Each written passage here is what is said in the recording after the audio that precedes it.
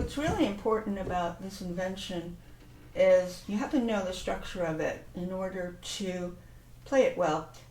It opens up with a broken chord in eighth notes, staccato, which are springing up to the top of the scale of F major and then meandering down more or less as a scale. Not directly, but sort of meandering down by steps as a scale. And what he does in the left hand when he has that second part of the subject, which is the scale down, is he overlaps with the broken chord in the left hand and then the scale coming down. And it's in F major when it starts. So that's the very first idea, which is, I'll do it in slow-mo. He goes,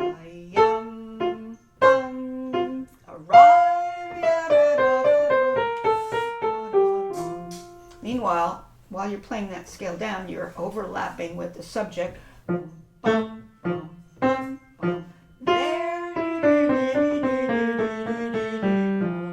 That's going to be very important because that's not the only idea here, because what he does is he borrows pieces of his subject, and you have to be aware when he's taking certain things and what exactly he's doing. So in those first two lines, it's pretty straightforward that you introduce your subject with your broken chord and your going up and then your scale coming down, and you overlap that. But then the second idea he has is this.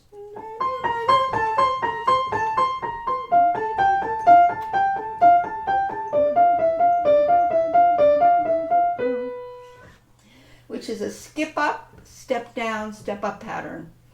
And while he's starting that new idea, the left hand is still enunciating the broken chord staccato that he had in the beginning, that idea.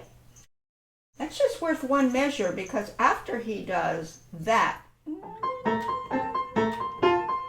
hands converge a sixth apart with that second idea. And they're a sixth apart and they're converging.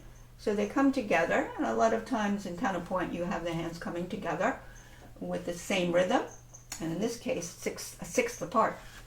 And then after that, he keeps this idea in the left hand, which is skip up, step down, step up, but he has over that the broken chord idea.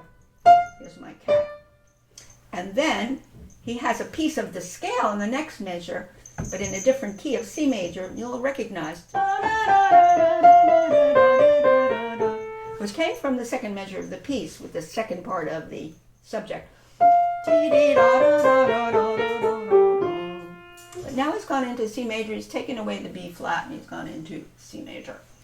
So he has a string of pieces of that second part of the scale repeating sequentially. So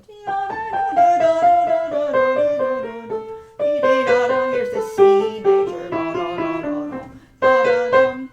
F, E, so it's important to know what you're doing. So now when he has that piece, the scale that comes from the original subject, which was the second part of the subject, the left hand is enunciating broken chord. It's not in F major anymore, it's C major. It doesn't have to be exactly the same configuration. Then the left hand has that scale.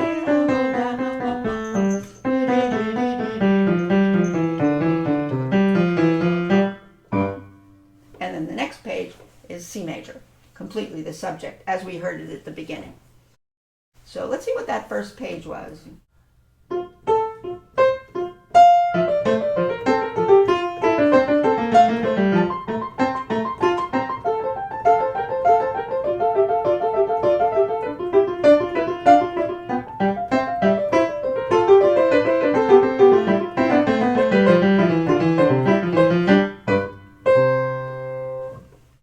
Of course, when he does this, he's on the offbeat.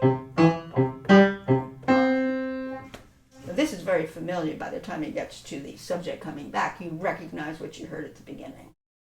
So that's pretty much what's happening. So now we're in C major. I'll go slower. Notice how I go E to G to C.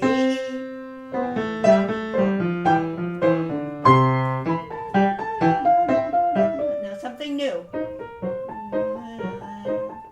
Completely new. You haven't heard this before. This is actually outlining a diminished chord of G minor. I'm going to fill in the missing notes. It has that little kind of transition which brings us into G minor, second part of the subject. So this led into it. This is a diminished chord of G minor. Now, officially, this is from the subject. You recognize this now.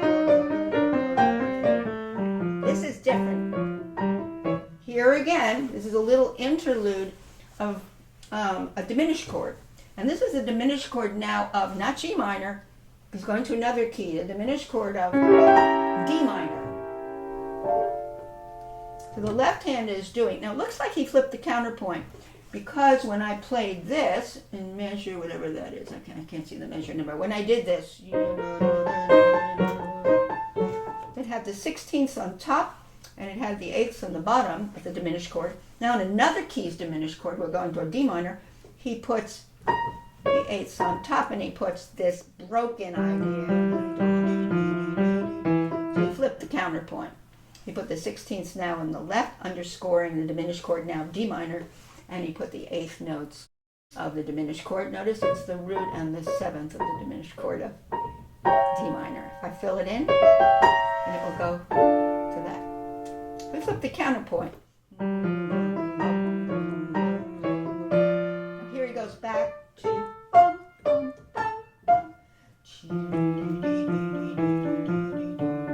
let's compare to what we had before. G minor, G minor. Flip the counterpoint.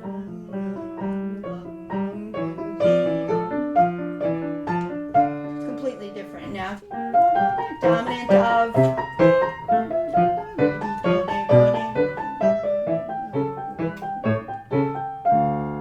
started out with flipping the counterpoint, but he kept that idea going a little longer with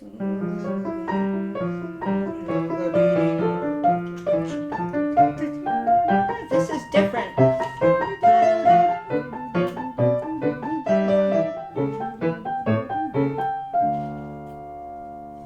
That was different when we heard before, but what we heard before set us up for the subject coming down in G minor. Didn't do that after that. He flipped the counterpoint, but he played around with diminished chords and little bits of resolutions, and then he went into a dominant. So diminished chords and dominants are very close to each other. Anyway, so on the last page, he finally brings us to B flat major. B flat major with this idea. We have the broken chord. It's kind of going in reverse. It's coming down. Yeah.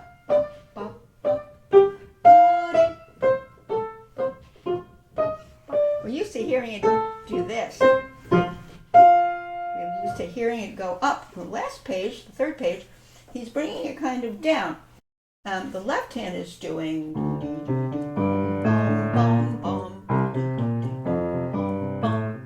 Here again, sequences. So when you hear a sequence, I always like to pull back the second one. If I hear a statement and then I hear it down, I pull it back a little.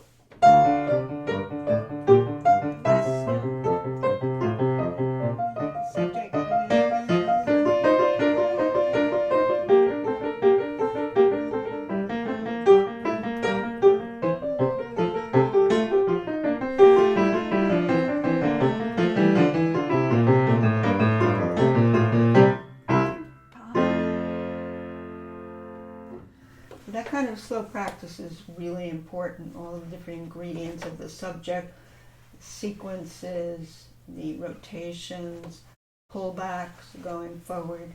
So slow practice is really the most important thing to do when you're first learning.